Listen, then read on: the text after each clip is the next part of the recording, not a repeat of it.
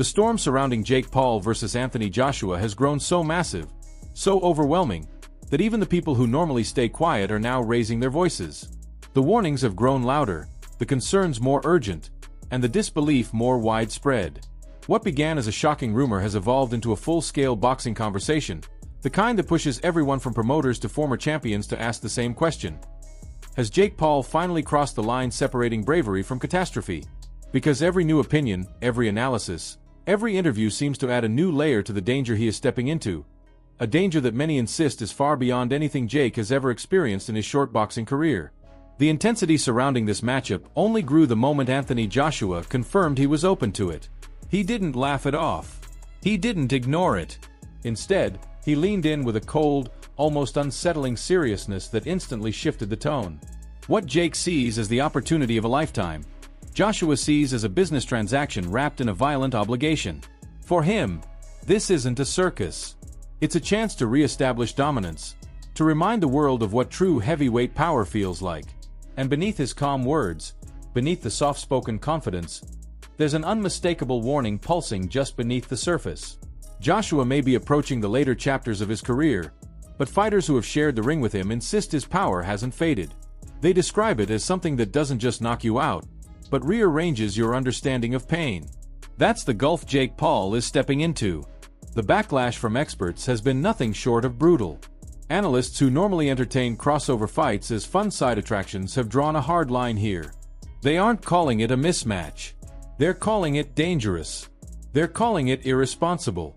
They're saying out loud that sanctioning bodies should think twice before allowing it. Because Jake Paul isn't just crossing weight classes. He's crossing realities. He's going from fighting inexperienced cruiserweights to standing across from a man carved by the heavyweight division itself, a division that has broken jaws, careers, and in some tragic cases, lives. That's why names like Amir Khan have gone beyond criticism and into outright fear. They see a scenario where one clean heavyweight shot could do real, lasting damage. Even longtime promoters, men known for allowing spectacle to override caution, have found themselves hesitating. Some admit the money is massive, maybe historic, but money has never softened the impact of a heavyweight right hand. That is the recurring refrain echoing through the sport. Even the people who promote chaos understand that this particular brand of chaos carries consequences. And yet, somehow, Jake Paul remains defiantly convinced he belongs in this moment. He has built an entire career out of punching above his weight, both literally and metaphorically. In his mind, this is simply the final boss in a story he has crafted himself.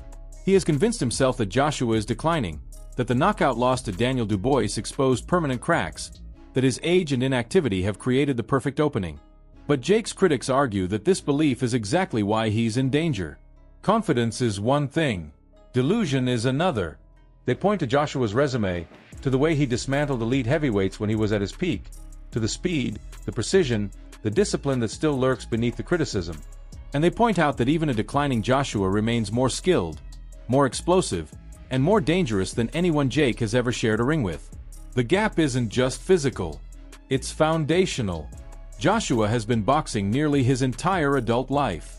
Jake has been boxing for a handful of years. That doesn't just create an advantage. It creates an entirely different universe of ability. Those defending Jake Paul's courage insist he deserves respect for stepping into something this massive. They admire the audacity. They admire the willingness to take a risk that most influencers, celebrities, or even mid-tier boxers would never dream of attempting. They point out that he has been doubted before, that he has surprised people before, that he has made a career out of silencing the loudest voices in the room. And perhaps, in Jake's mind, this is just another chapter in that story. But even his supporters privately acknowledge that the danger is real. That for the first time in his career, Jake Paul is walking into a fight where he won't be the bigger, stronger, or more confident man. Joshua, meanwhile, finds himself in a strange position. Many insist he has nothing to gain and everything to lose. If he wins easily, people say it was predictable. If he struggles, critics tear apart his reputation. If he loses, the boxing world collapses around him.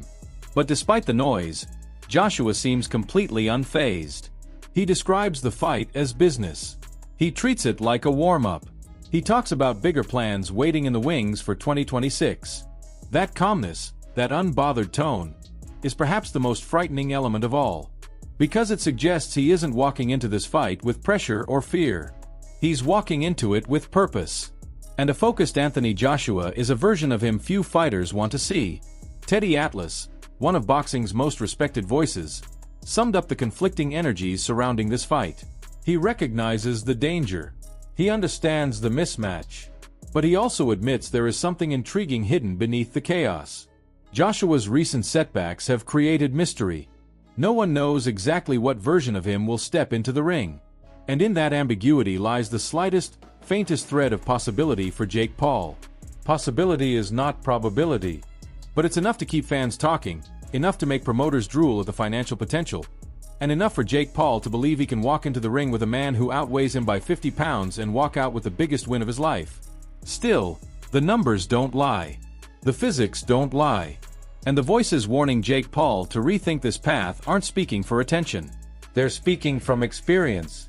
They've lived through the heavyweight world. They've felt its brutality. And they know better than anyone that one punch from a man like Anthony Joshua doesn't just end a fight. It ends illusions. So what do you think? Is Jake Paul stepping into the biggest opportunity of his career, or is he walking straight into a disaster he may not recover from? Can he really shock the world, or is this the fight that finally exposes the limits of his rise?